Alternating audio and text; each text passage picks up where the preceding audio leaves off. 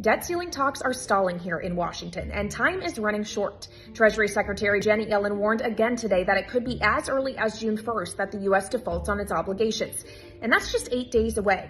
In that time, not only does a deal need to be reached between Speaker McCarthy, President Biden, and their negotiating teams, that needs to be turned into legislative text, go to the House for 72 hours before a vote, then to the Senate, then to the president's desk. It's a lot of work that needs to be done, which raises the question of whether there is time, even if a deal is reached in the first place. What happens in the scenario that everyone is trying to avoid?